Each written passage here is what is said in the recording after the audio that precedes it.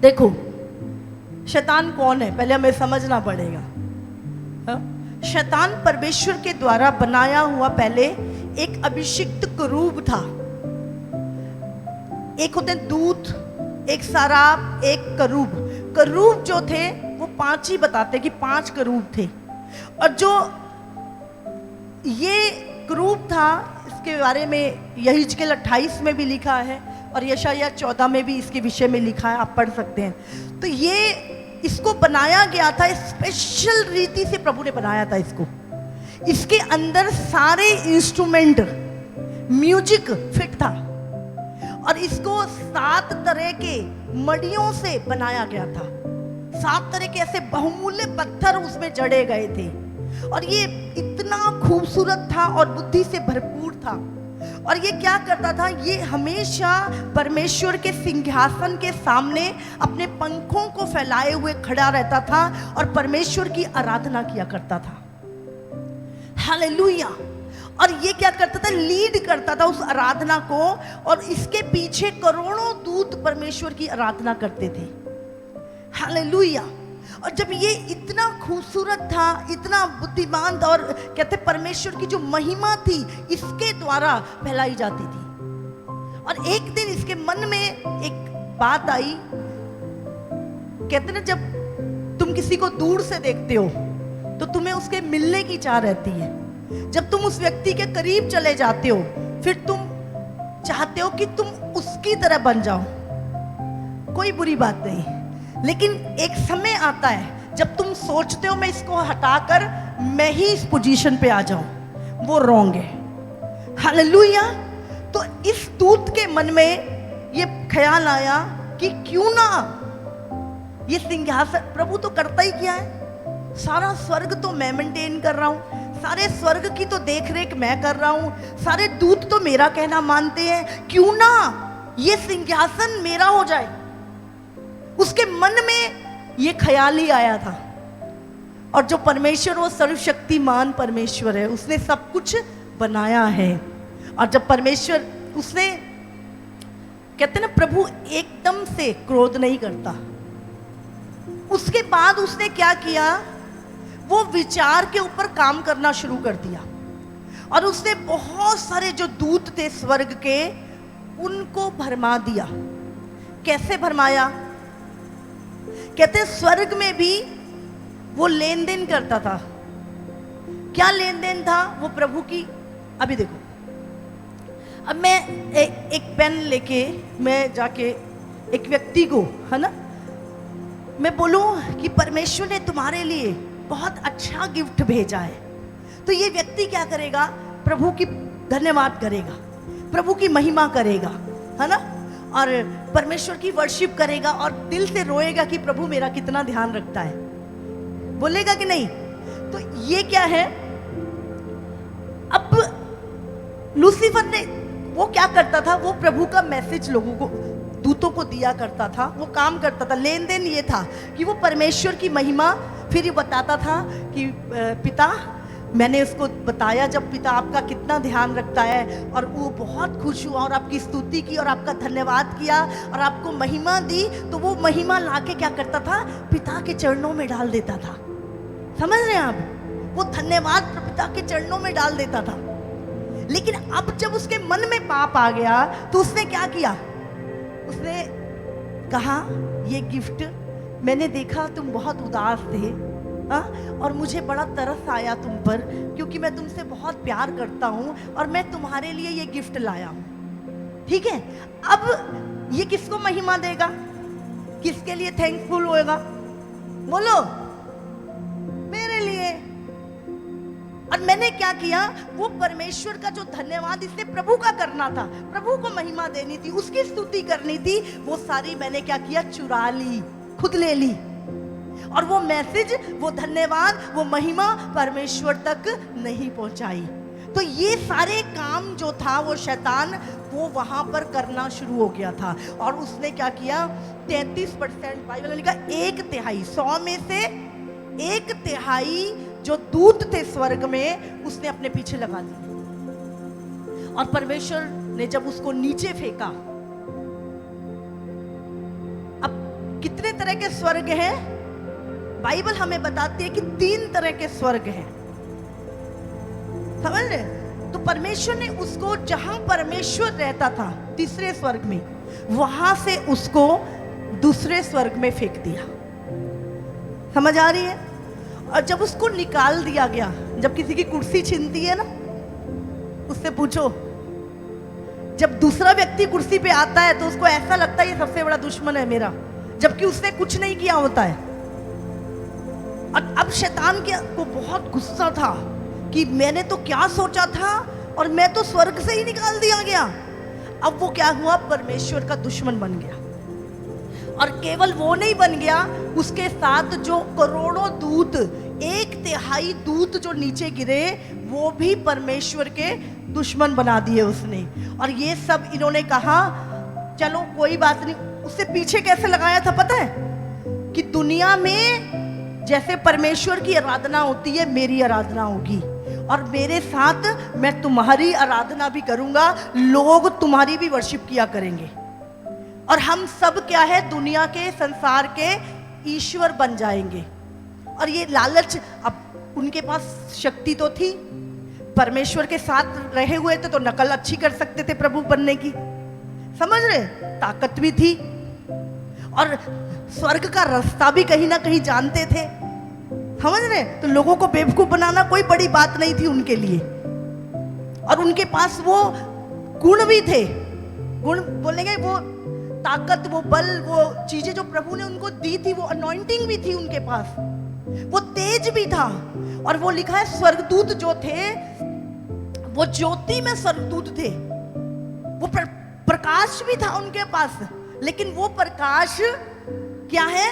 प्रभु का दिया हुआ, गिरा हुआ प्रकाश था, वो रियल नहीं था जो प्रभु के पास है। हालेलुया! कितनों को समझ आए? थोड़ा क्लियर हुआ? हमें जब इस धरती पर आए हैं तो हमें सारी बातों को जानना बहुत जरूरी है, नहीं तो अंधकार में ही मर जाएंगे और पता नहीं कहां शैतान लेके जाएगा। आप जानते सबसे ज्यादा चर्च का विरोध क्यों होता है? आप कहीं जाओ आपका विरोध नहीं होगा। चर्च का विरोध क्यों होता है? क्योंकि चर्च में शैतान की शुरुआत से लेके अंत बता दिया जाता है। फिर लोग क्या करते हैं? उससे डरते ही नहीं है। तो वो नहीं चाहता कि लोग चर्च में जाएं, और चर्च में क्या है? इस वचन के अंदर सब कुछ, मनुष्य जाति की उत्पत्ति से लेके अंत तक की बातें, और उस शैतान का खुलासा जो हुआ है, वो नहीं चाहता कि लोग मेरे सच को जाने और मेरा डर लोगों के अंदर से निकल जाए। हालेलुया! इसीलिए वो एक व्यक्ति को सबसे अधिक रोकता है चर्च आने से। कितनों को समझ में आ रही है? तो हम यहां पर इतना में क्लियर हो गया। फिर परमेश्वर ने क्या है? इंसान को बनाया अपनी संगति करने के लिए, अपनी आराधना करने के लिए। जब परमेश्वर ने इंसान को बनाया, अभी पता शैतान कितनी बार गिरा? 5 बार कहते शैतान गिरा। अभी 2 बार गिरना बाकी है उसका, 3 बार वो गिर चुका है। परमेश्वर ने पहली बार उसको स्वर्ग से निकाला, दूसरे स्वर्ग में।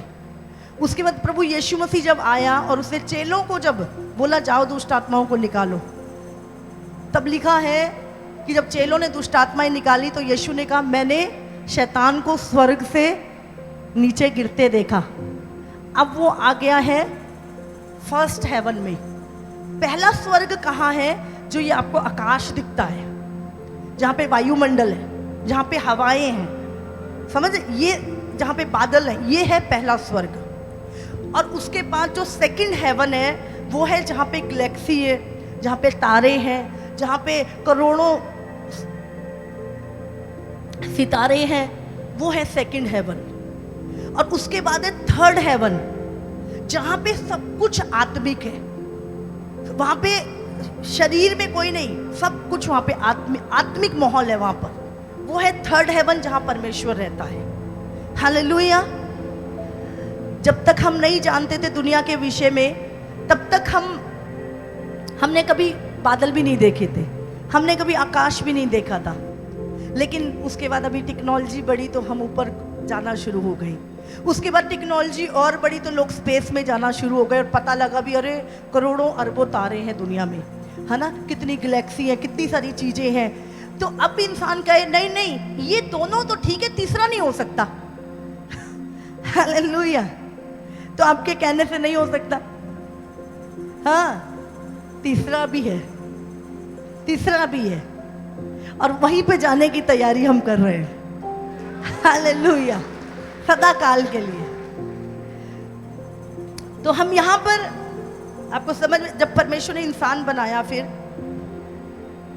इंसान रोज परमेश्वर इंसान से मिलने आता था अदन की वाटिका में, और ये बात शैतान को बहुत बुरी लगी। आप जानते हैं इंसान को भी परमेश्वर ने, एक बार जब परमेश्वर ने इंसान को बनाया था वो नॉर्मल इंसान था। आप जानते हैं इंसान को भी परमेश्वर ने मॉडिफाई किया हुआ है। एक समय आया जब परमेश्वर ने उसके अंदर, परमेश्वर ने कहा आओ हम मनुष्य को बनाएं। लिखा ना उत्पत्ति 1:26 में लिखा आओ हम मनुष्य को बनाएं। इसका मतलब मनुष्य पहले था। किसी चीज को बनाने के लिए आपको वो चीज पहले है तो कैसे बनाओगे? तो मनुष्य पहले था, है ना। परमेश्वर ने कहा आओ हम मनुष्य को बनाएं। तो परमेश्वर, उसको बनाने का मतलब क्या था? उसको मॉडिफाई करना था परमेश्वर ने। और बाइबल में लिखा है परमेश्वर ने कहा आओ हम उसे अपनी समानता में बनाएं। हालेलुया।